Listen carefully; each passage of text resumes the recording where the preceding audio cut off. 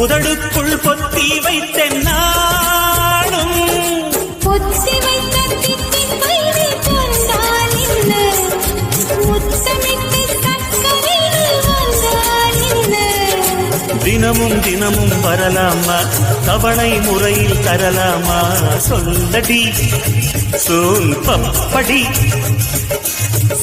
அந்த சின்ன குடிசையில் தெரு விளக்கின் சுத்த கவிதைகள் எத்தனையோ